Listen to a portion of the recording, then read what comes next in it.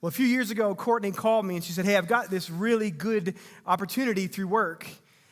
She said, through our current employer insurance plan, we can get you an Apple Watch for basically free. And I said, do it. Pull the trigger. Let's get one. So I got the Apple Watch. And I don't know, anybody else have an Apple Watch in the room?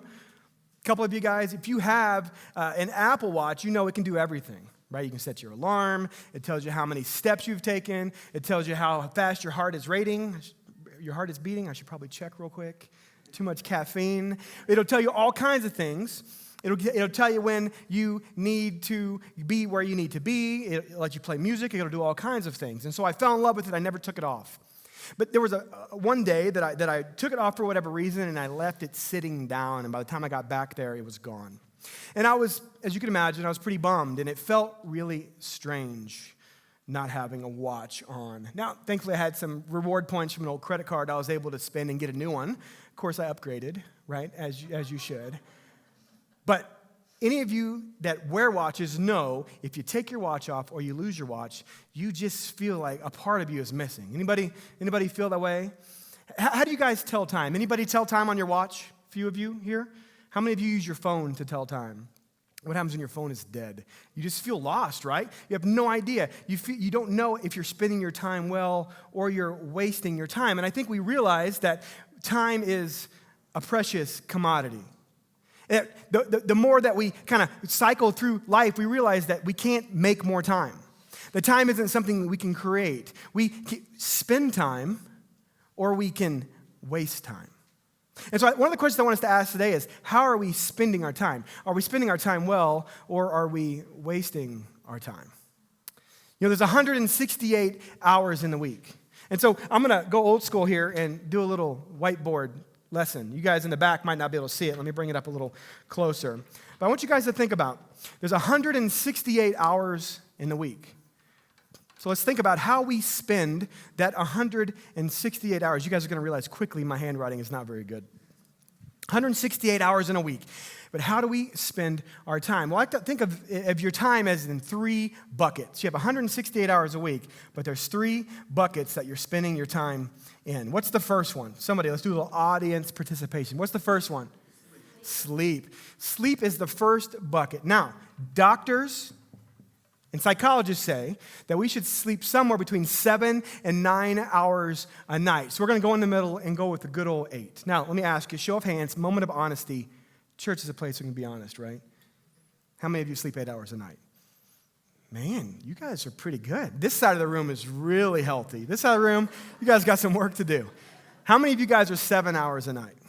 Okay, a lot of you. I'm more of like that. I'm a 7, maybe a 6. How many 6? Some 6. How many 5? A couple 5. 4? Are we going to really get honest here? How many 4s? Somebody go get them coffee. Seriously. Run out to the lobby and get some coffee.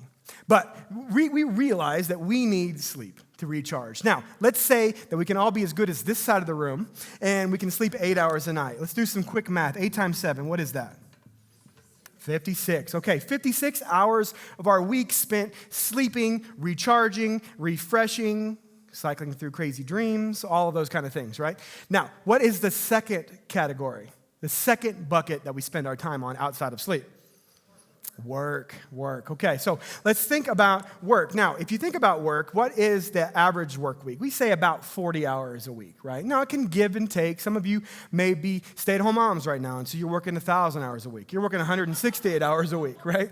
Some of you may be in a different stage of life where you're working part-time in retirement or something like that. But let's use 40 for our example today. Now, we're going to use 40 hours a week. But here's the question. How many of you really work 40 hours a week? We got to count in drive time, right? We got to count in lunch time. We got to count in getting ready in the morning. Now, another moment of honesty. Wives, how many of your husbands take longer to get ready than you do? Courtney's like, what is taking you so long? And I'm always thinking, well, I got to do my hair, obviously. Right? I got to look good if we're going out. So 40 hours a week, let's just bump this up. Let's call it a little bit, let's add another 16 hours to this. So we're going to say that we work 56 hours a week, counting drive time, lunch time, and all the works, okay? So now that leaves us with 56 hours left. And what are we going to call this last bucket? Well, let's just think about what goes in this bucket. You're going to put church, right? You guys are going to really see some bad handwriting here. Church, family, friends, right? Sports, kids stuff, games, hobbies, all of it goes in there, right? That last 56 hours is really where everything else falls. Now, for sake of argument today, let's call that last bucket passion. These are things that you're passionate about. You're passionate about your family. You're passionate about your friends. You're passionate about your church. You're passionate about your faith. You're passionate about watching the Broncos play the Ravens today at 2:25. I have a feeling there's going to be a lot of TVs on later. Like, these are things that we're passionate about. The question is, in this last bucket, with the time that you can control, how are you spending that time? Are you spending that time wisely, or are you wasting that time? See, I think for a lot of us, we know that we need to get better at spending this time. The question we have to ask, though, is that 56 hours being used for me to get stronger, for me to get smarter, for me to get healthier, for me to get better, for me to grow closer to God? Or am I wasting it in neutral? And am I dating Netflix? Or am I dating Amazon Prime? And I'm not using my time well. So you might wonder, why does it matter? Why does it matter how we spend our time? Well, I think it matters because as we look at God's word, God is telling us over and over again that it's important to him how we spend our time. The Bible has a lot to say about time. Solomon says in Ecclesiastes chapter 3 that there is a time for everything, that there is a time for every season. King David says that we need to learn to number our days so that we can have a heart of wisdom, that we need to understand and learn to count time. The Apostle Paul says that we need to learn to make the best use of our time because the days are evil. Because time will get taken from us. Time will get stolen from us. Just like leaving that watch in that place and never seeing it again, time can easily begin taken from us. So how you spend your time according to God matters. And here's why it matters. Because God wants us to learn to use our time well so that we'll be ready when he calls us to live out our purpose. See, God has called each of us to a purpose, and God wants us to be ready when it's our time to go. If you've been with us the past few weeks, we've been in a series called Bold. And we've been talking about how God calls us to live bold lives. That following Jesus was never meant to be safe. And so God calls us to live boldly. And so we've talked about what that looks like, to have bold faith, to pray bold prayers. Last week we looked at the story of Rahab and saw what it looked like to have bold actions. But today I want us to talk about how do we live out our bold purpose. See, the reality is that every one of us have been given a purpose by God. That God is doing something in you and through you, and he's called you to something bigger than yourselves, and God has given you a purpose. David writes about this in Psalm 138, verse 8. Notice what he says. He says that the Lord will fulfill his purpose for me. Your steadfast love, O Lord, endures forever. God has a purpose for you. God has a purpose for your kids. God has a purpose for your family and for your coworkers. But here's the problem. If we don't use our time well, if we aren't using our passion bucket well, then we just might miss God's purpose in our lives. And when God brings an opportunity to us that we can step through an open door to live out our purpose for him, we may not see that door open. So how do we get better as God's people? How do we get better at living out the purpose God has for us? Well, the story of Esther will teach us a lot about how to boldly live out the purpose that God gives us. So if you have your Bibles, let's flip to the book of Esther. And we're going to have a bold attempt today to tell the whole story and work our way through the entire book of Esther in 30 minutes. So strap your seatbelt on and pray for me, please, because we have some ground to cover. But if you aren't familiar with the book of Esther, it's a fantastic, amazing story. It's an incredible story, a rags to riches story about two Jewish people, Esther and her cousin Mordecai, that God uses to do something amazing. You know, my kids at home, we watch a lot of Disney princess movies. And, of course, I love Elsa, and I love Tiana, and I love Mulan and all these movies. But they don't have anything on Esther. I'm telling you, Disney needs to take a book out of the Old Testament because the story of Esther is powerful. This story of Esther is set about 100 years after Israel, the Jews are exiled out of Jerusalem and Judea into Babylon. And at this point, we've had Ezra and Nehemiah rise up, and Ezra and Nehemiah have taken people, a remnant of the Jews, back to Jerusalem. But there's still a lot of Jews who decided to stay. You know, they grew up in Babylon, or they grew up in now Persia, who's in control. And so they decided, this is our home, we're going to stay. And the setting is in the capital of Persia, the town named Susa. Somebody say Susa. Susa. So it's in the city of Susa, and the story begins with King Ahasuerus, who's also known in history as King Xerxes. So if you go back, some of you might be history majors, King Xerxes is who we're talking about here today. And so we see that the story is set with King Ahasuerus, or Xerxes, decides that he's been in reign for about 3 years. He decides he wants to show off all of his stuff. Now, he decides he's going to bring out, and he wants to have a parade and just parade out all of his belongings and all of his things. Now, I don't know about you, but if I decided to do that, I'd invite you over to my house, I'd bring out my George Brett autographed baseball, and I'd bring out my favorite guitar, and I'd buy you a sandwich and send you home, right? It'd take about 15 minutes. But for Ahasuerus and King Xerxes, it takes 180 days. Read with me. Esther chapter 1 here. Now, in the days of Ahasuerus, the Ahasuerus who reigned from India to Ethiopia over 127 provinces, in those days when King Ahasuerus sat on the royal throne in Susa, the citadel, in the 3rd year of his reign, he had a feast for all of his officials and servants. And the army of Persia and Media and the nobles and governors and the provinces were before him, while he showed the riches of his royal glory and the splendor and pomp of his greatness for many days. For 180 days. So Ahasuerus, King Xerxes, for 180 days is parading out his chariots and his gold coffers and all of his favorite things. And on the last day, or the last week, Ahasuerus has drank a little too much wine. And he decides, I'm going to show off my greatest possession of all, my queen. So he calls his queen, her name was Vashti, and he says, Queen Vashti, come on out and let me parade you around. And Vashti, rightfully so, says no. She's like, no way. Rightfully so. We should applaud Vashti for saying no. But notice what happens. In verse 12, when she says no, the king gets mad. Queen Vashti refused to come at the king's command, delivered by the eunuchs. At the king became enraged, and his anger burned within him. So now he's mad. King Xerxes is mad. He's mad at Vashti. He feels embarrassed. He's had too much to drink. We know we don't make good decisions if people have too much to drink. And so he brings in his advisors, and his advisors say to him, King, you can't let Vashti get away with that. If Vashti gets away with that, then all of our wives are going to quit listening to us too. Well, maybe they should, right? Like, it sounds like these guys aren't making very good decisions. And so the king's like, you're right. I can't let her get away with this. She is banned from my presence forever. But I need a new queen. And so his advisors said, I got a great idea. Let's have a beauty pageant. And of course, remember, King Xerxes had a little too much to drink. He's like, that's what we're going to do.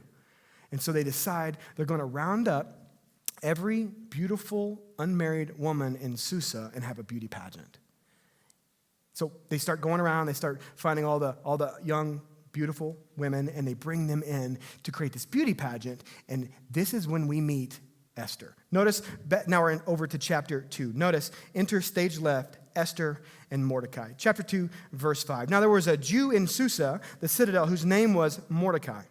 He was bringing up Hadassah, which is Esther's Jewish name, the daughter of his uncle, for she had neither father nor mother. Esther's mom and dad had died, but Mordecai was her cousin. Notice what Mordecai did. Mordecai was a really great guy. The young woman had a beautiful figure and was lovely to look at, and when her father and mother died, Mordecai took her as his own daughter. So Esther's the adopted daughter, basically, of Mordecai. She's his cousin, but he is looking out for her. He is watching over her. He loves her. And so we see that now they're having this beauty pageant. And in verse 8, when the king's order and his edict were proclaimed, many women were gathered in Susa, the citadel, in custody of Hegai, who was the guy that was going to put on the beauty pageant. Esther was also taken into the king's palace and put into custody of Hegai, who had charge of the women. Now, this wasn't just kind of a beauty pageant. Let's bring everybody in, and we're just going to bring them in front of the king. He's going to pick his favorite. This was a serious beauty pageant. This was more than like they get on stage and tell them what they feel like the future of Persia is going to be, and they wear a gown. And this was a year of like perfume and mascara. right? They spent a year making trying to kind of shape and mold these women into something that the king is going to fall in love with so he could pick out his new queen. All kinds of problems with that, by the way, but we can talk about that later. We got too much ground to cover. So now it's been 12 months of this beauty treatment, and they say, okay, now we're going to start bringing the ladies in front of the king. And so they would bring the ladies in front of the king. The king would talk with them or whatever, and then if he wanted to talk more, he would invite them back in again. Look with me to verse 17. So it was Esther's turn to go in and meet the king, and the king fell in love with Esther. Verse 17, the king loved Esther more than all women, and she won grace and favor in his sight more than all the virgins, so that he set the royal crown on her head and made her queen instead of Vashti. Then the king gave her a great feast for all of his officials and servants. It was Esther's feast. He also granted a remission of taxes to the provinces and gave gifts with royal generosity. So Esther is named queen now and put in the high position of being the queen of Persia. Now, I want to stop there for a moment. I want you to notice something. Notice Esther and Mordecai. Esther and Mordecai are really two unknown people going into this story, but that God moves in Esther's life to bring her into a position of authority. Now, I want you to see what he does with Mordecai. At the very end of chapter 2, I'm not going to put the verses on the screen, but you can read in 22 and 23, Mordecai is hanging out at the king's gate. And Mordecai overhears that there is two men that are going to try to revolt against the king and kill the king. So Mordecai hears this. He tells Esther. Esther tells the king. Those two men are arrested and bad things happen. And then Mordecai is applauded. And notice this, Mordecai, a record in the book of Chronicles was written in the presence of the king. So Mordecai's name was written in the book, the king's book. Hold on to that thought. We're going to circle back to that in a minute. So now you have these two people, Esther and Mordecai, unknown, relatively unknown, Jewish in background, who were slaves and exiles, who are now living in Persia freely. And God has taken two unknown people and he's brought them into a place of prominence, and he's used them and put them in a very high position. See, God is setting up Esther and Mordecai to be used for his purpose when the time is right. Now, I want you to notice something about this book. This book of Esther is a really interesting book. And some of you may know this about Esther, but Esther is really interesting because nowhere in the book of Esther do we see the name of God ever mentioned. Now, it should seem sort of strange, shouldn't it? That God's name is never mentioned in a book of the Bible in his book. Why is that? Why would God allow us to read a book written by an unknown author? Maybe it was Mordecai, maybe it was Nehemiah. Why would God put a book in his book that doesn't ever mention his name? It's interesting. Tim Mackey of the Bible Project says it this way. He says that it's actually a beautiful technique by the author because it's an invitation to look for God's activity in the story. Because this story is full of coincidences. And this book is full of iconic reversals. And it forces you to look for God's purpose in the midst of what's going on behind the scenes. And so as you and I think about how God is working in our life, and as you and I think about how God is using our time to prepare us for our purpose, I believe in the book of Esther we see three things. And the first one is this, that God moves behind the scenes to put you in position for your purpose. See, God doesn't tell Esther and Mordecai, hey, here's what I want you to do. Here, go ahead and get ready.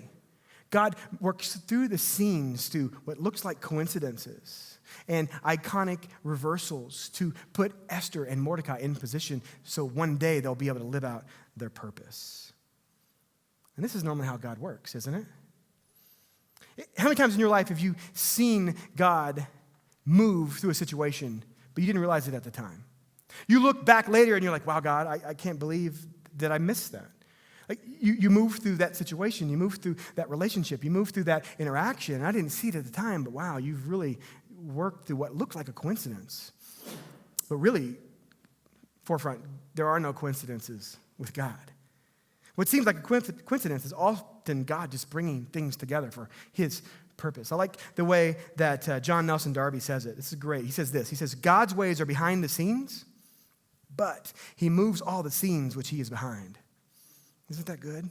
See, God's always moving behind the scenes, but he's bringing all the pieces together to move the scenes which he is behind. See, have you ever like been in a situation where you were thinking about somebody? Somebody came to your mind, and all of a sudden they called you. Did that ever happen to you? You ever been in a situation where you're like, man, I haven't seen Ron in a long time, and then I go to King Soopers, and guess who I see at the checkout line? Ron. And I'm like, what a coincidence, Ron. I was just thinking about you.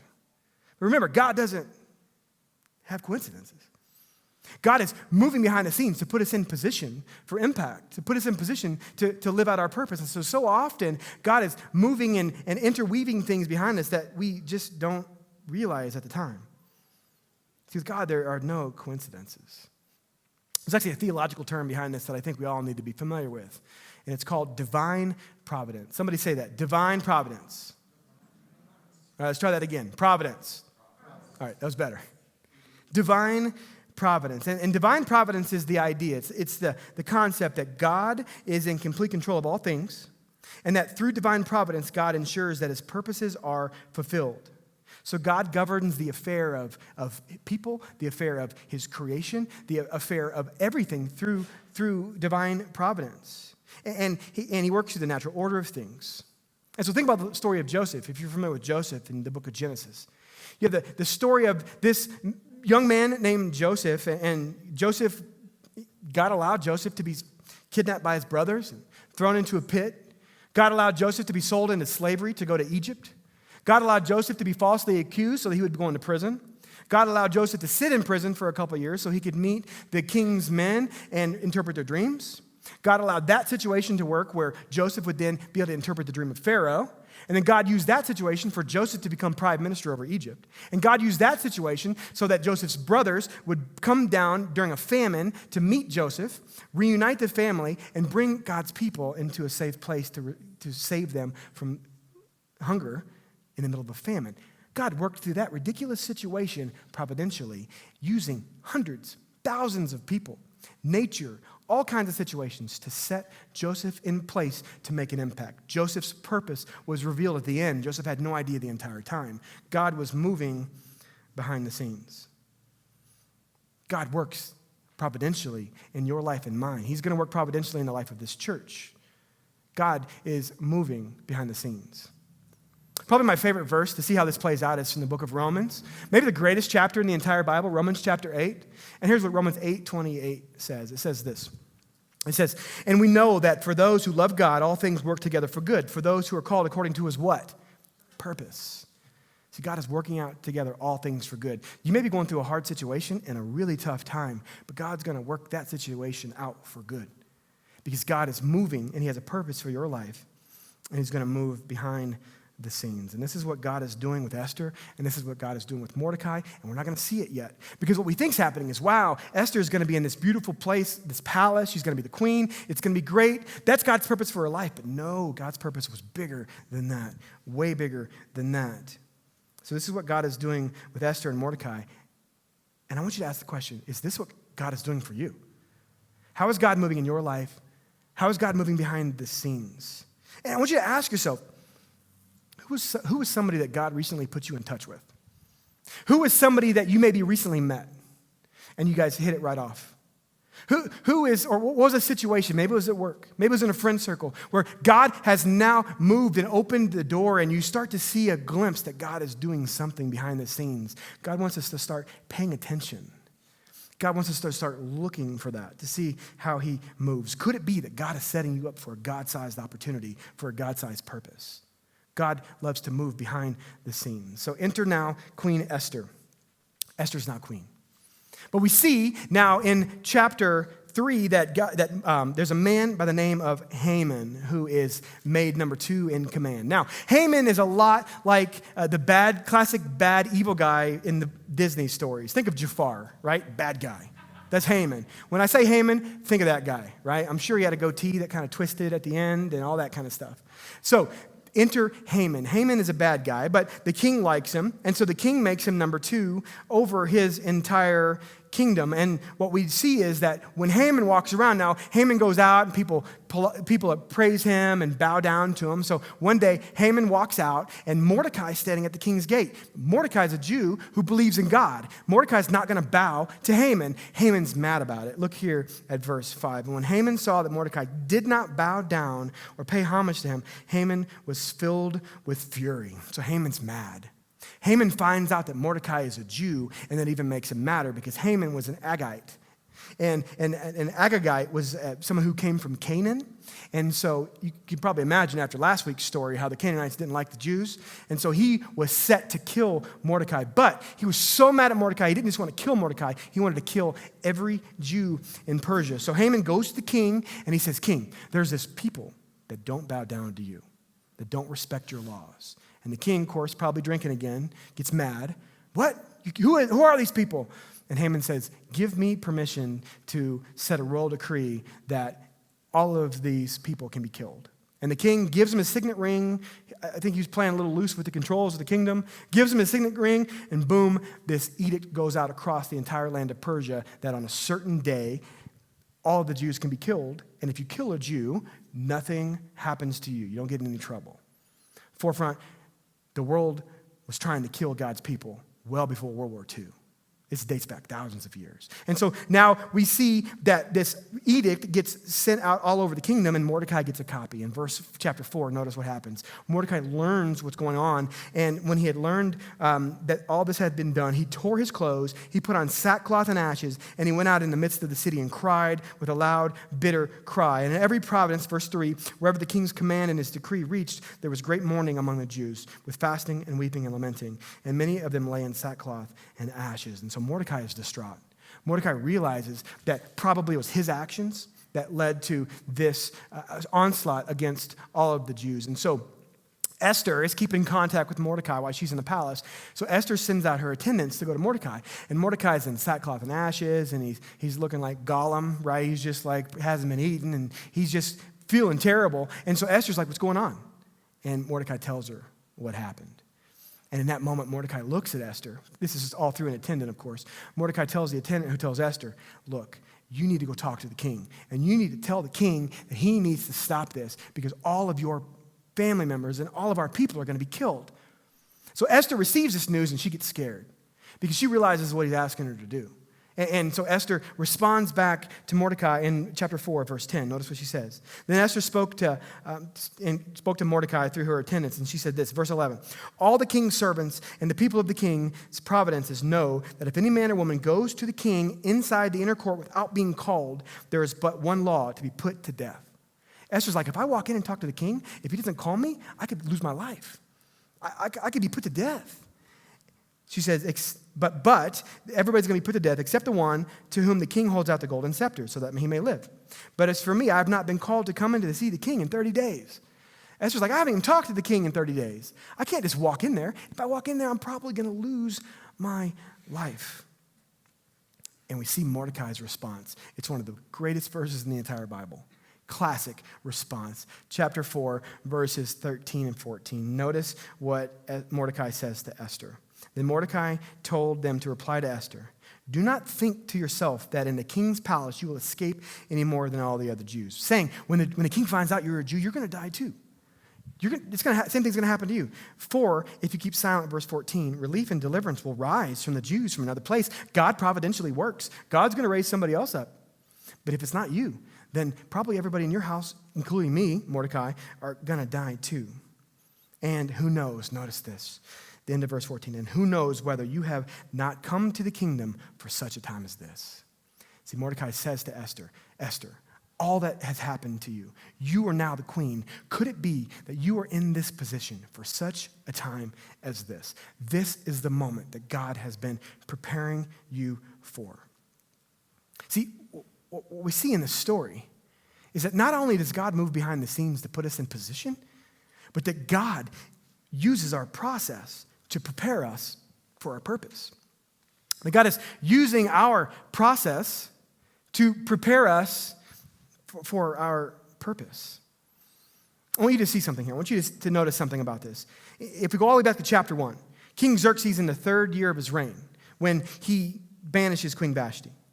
Chapter 2, Esther goes into the beauty pageant and spends a year getting Persian beautified so that she meets the king in his 7th year. Notice that, year 3 to year 7. How many years was that? Quick math. 4. Took 4 years from King banishing Vashti to Esther meeting the king. 4 years. She was in process, right? Now keep going. Don't stop there. When Haman and Mordecai have their issue, and Haman issues the decree, it's the 12th year. The 12th year. So now Esther has been in process for 9 years. Esther has been queen for 5 years. God has been at work for 9 years in this situation. Esther has been in the palace for 5 years, God preparing her way to be used in this moment. And this is the point where Mordecai says to Esther, if you don't step up, somebody else is going to. But could God have put you in position for such a time as this? See, God uses our process to prepare us for his purpose. The palace was beautiful, but the palace was the place of preparation. The palace was the place where God was preparing Esther for what he was going to do. See, a lot of us, we want the palace to be our purpose. We want the palace to be our purpose. We want the good, comfortable, easy life to be our purpose. But God is saying that good, comfortable, easy life might just be preparation for something bold and hard and difficult that God is going to call you today to do. So I think one of the things we often miss in life is that we miss that growth doesn't come through comfort. Growth comes through challenge. Like, think back to your life. The time that you've grown the most haven't been the times when life was easy. The time that you've grown the most haven't been the times when things just all fell into place. The times that you've grown the most have been the times where you've walked through the most difficult seasons. I was listening to a podcast the other day with his Alabama strength and conditioning coach. And he was talking about Alabama football. If you guys know, Alabama football has dominated the college football ranks for the last decade. But they talked about Coach Saban. This is Nick Saban. He has changed the culture of Alabama football. And they talked about Coach Saban. One of the things Coach Saban always says when they're practicing, it's all about preparation. He says this. He said, we don't do it till we get it right. We do it till we don't get it wrong. And I think there's a lot of truth to that in life for us, that we have to work really hard at preparing ourselves so that we can get it right, or so that we get it right when the time comes. You know, there's just that concept of the fact that sometimes God has to take us through the pit to get us to the palace as he's preparing us for what his purpose is. I mean, you think about, Joseph. He went from the pit to prison to the palace. How about King David? David went from the cave to the palace. Why did he have to go to the cave before the palace? Because he learned way more about leadership than he ever did in the palace, in the cave. See, God is using the challenges in our life to grow us and to strengthen us and to mold us. It's as the great theologian Morgan Freeman once said, challenge yourself. It's the only path which leads to growth. See, all this stuff that you've gone through, these last 18 months, this pandemic, all the stuff that you've gone through, that broken relationship, all the stuff that you've gone through overcoming addiction, all the stuff that you have gone through getting out of terrible financial debt, all of that could have been preparation that God was using for your future purpose, that God's going to use in the life of someone else. So as we think about what God is doing, as we look at how God works behind the scenes, we have to ask, God, what are you doing in my current situation that's preparing me for my purpose? God, what am I learning in this process that's preparing me for who you want me to be and what you want me to do? Esther was in the palace for 5 years. Life was good, but God was preparing her for this moment. Notice what happens. So Mordecai says to Esther, could you be in this place for such a time as this? And Esther realizes it. She sees the circumstances. She sees all the intermoving parts, and she says, you're right. So she says this in verse 16.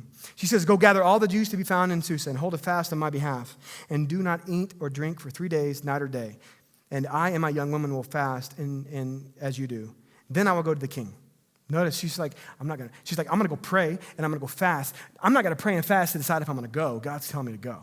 I'm going to pray and fast that God will open the heart of the king when I go. Prayer changes things. So she goes and she prays and she fasts. Notice what she says at the end. She says, though it's against the law, and if I perish, I perish. You see the boldness in Esther's words? I'm going to boldly step out because God is calling me to my purpose. And so notice this. Esther gets ready. They pray. She says, I'm going to be bold. And notice chapter 5, verse 2. Notice what happens. We see that Esther goes into the king. And we see that Queen Esther stands in the court. And she won the favor in his sight. God moved. The king's heart was prepared. The king sees her, and he extends the royal scepter. That was the signal that she could talk. And so she comes up to him, and she says to the king, she touches his scepter, and she says, King Xerxes, I have a request. And the king says, I'll do anything you want. I'll get up to giving you half in my kingdom. And she says, I've got a banquet for you tomorrow. Will you come? But also invite Haman. And the king's like, sure, that's it. Sounds good. You're going to throw a little party for me. So the next day, they go into this banquet, and they're having great drink, and they're eating great food. And the king says to her, Esther, obviously you wanted something. What is it that you want? I'll give you half of my kingdom. And she says, you know what? What I really want is for you to come to another banquet tomorrow. It's kind of interesting. Like, did she get scared, or did she pause, or whatever? But we're going to see that God used her pause to open a door for a purpose. And so that night, the night in between banquets, Mordecai walks out. He sees, Haman, Jafar, walks out. He sees Mordecai staying at the king's gate, and he's like so mad because Mordecai won't bow down at him that he goes home and he tells his wife. And Haman's wife's like, you should build some gallows and just kill him tomorrow. And Haman's like, that's a good idea. So he builds like this 75-foot tall gallows to hang Mordecai on. And the next day, he's going to go in and tell the king, I want to do this. Well, that night, again, God moves through what seeming is coincidences and iconic reversals. That night, the king can't sleep. And so I don't know about you guys, but when you can't sleep, what do? You grab a book, right? It's going to put me to bed pretty quick. So the king calls to one of his advisors and says, hey, bring me the Chronicles. Remember the Chronicles? Bring me the Chronicles. I want to read about what's going on in my kingdom because it's pretty boring. It's going to put me to sleep. So they bring the Chronicles in, and guess what the king reads about that night? Mordecai. The time that Mordecai rescued and saved his life. And so the king says to his attendant, hey, did we ever do anything for Mordecai when that happened? And the attendant's like, no, I don't think we did. So the next day, Haman walks in to ask the king, hey, king, can I have permission to kill Mordecai? And guess what the king says to him? Hey, hold on, Haman. Question for you. Notice, this is really good. This is really good. Verse 6 of chapter 6. So Haman came in, and the king said to him, what should be done to the man whom the king delights to honor? And Mordecai's feeling pretty good, right? He's popping his collar a little bit. He's like, hey, he's talking about me. Well, what would I want done? Okay, well, I want you to put a robe on that you've worn. I want to get on one of your horses, and I want somebody to parade me all around the town square and say, this is the king's man. And so the king goes, man, I love that idea. Okay, here's what I want you to do. Haman, I want you to go find Mordecai. I want you to put Mordecai on the horse, and I want you to take Mordecai all around the city, make sure to get him a robe, get him something good to eat and drink, and I want you to parade him around the city and say, this is what the king does for the king's man. Oh, wait, Haman, what did you want to talk about? So Mordecai begrudgingly has to pull, Haman begrudgingly has to pull Mordecai around town praising him.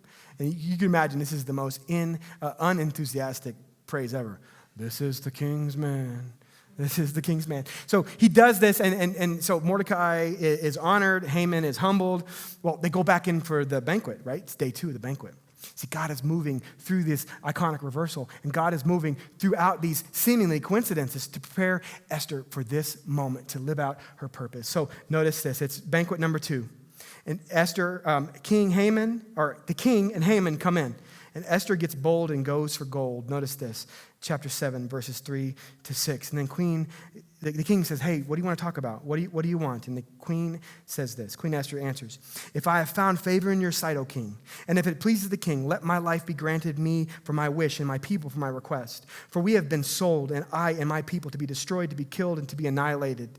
If we had been sold merely as slaves, men and women, I would have been silent, for our affliction is not to be compared with the loss of the king. Verse 5, then King Ahasuerus says to Esther, who did this? Who would sell my people or the people of my wife? Who is crazy enough to try to do this? And notice this. This is the moment, boldness. Esther looks at the king and says, a foe and enemy, the wicked Haman. And she points out Haman in the room.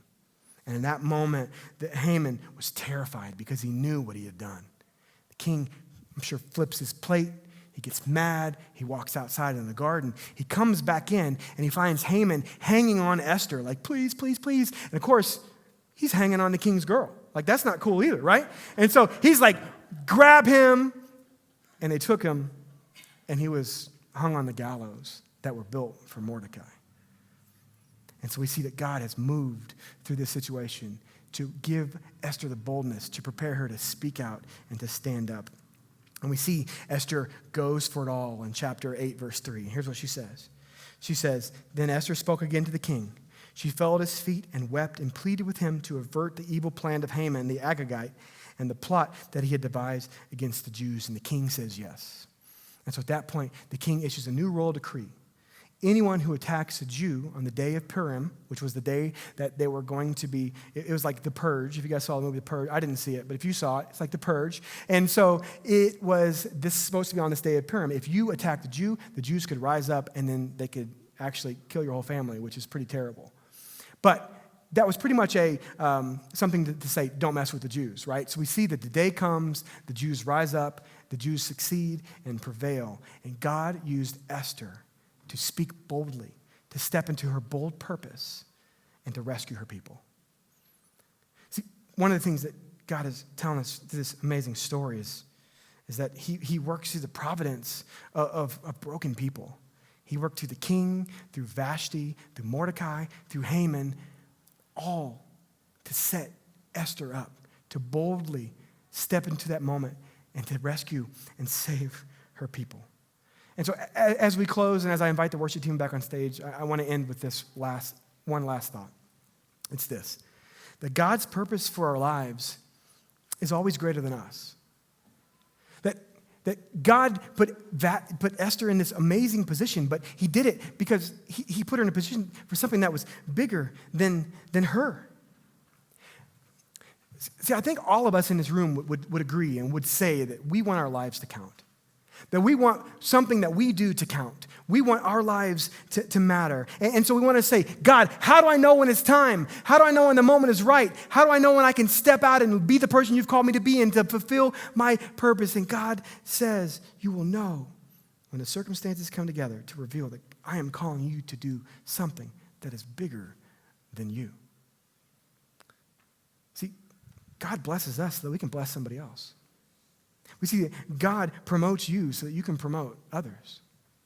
God gives you influence in your family or in your career or in your community, not so you can talk about how good you are, but so you can talk about how good he is. See, God's purpose for our lives is always bigger than us. And maybe right now God has been preparing you and putting you in position. So right now you can step out and you can live out your purpose to share your faith with your sister, to invite your neighbor into your house for dinner and talk about how God is moving in your life. God has blessed you and promoted you and put you in a position financially where you can be generous and help somebody else. Maybe God has put you in a position of authority at your company so that you can step out boldly and change culture to lead to a place of health. God's purposes for our lives are always greater than us. And the thing I want us to recognize, forefront, is that God is always moving and that God is always preparing and that God is always opening doors. The question is, are we going to see it? Are we going to recognize it when God moves? Are we going to spend our time wisely so that we can see God's opportunities in front of us? When we started off our time today, we talked about those 3 buckets of time: sleep, work, and passion. How do we become people who use our time wisely for God? See, I think this is what the Bible tells us, is that we make the most of our time when we align our passion with his purpose. So what is God calling you to do? What is the passion that God has put in your heart? What is God's purpose for this church and God's purpose for our community? See, when we align our passion with God's purpose, it's that moment where God opens opportunities for us to be bold. Which means that for you and me, we need to stay in this word. Which means for you and me, we need to pray bold prayers. Which means for you and me, we need to serve Jesus' church. Which means for you and me, we need to be in community with other believers so we can point out how God is at work. God wants you to be bold, and he's moving and preparing you for that moment when the door opens. You know, as we close, I want you to see that God worked through this amazing story of Esther, but he uses Esther as a type to point us forward to the one that was going to come, to Jesus who would come for us and boldly step out and give his life for us, and to show us that he calls us to boldly step out and give our lives for one another. So, forefront, this week, look for God-sized opportunities, because when you do, you're going to begin to recognize your God-sized purpose. Would you pray with me?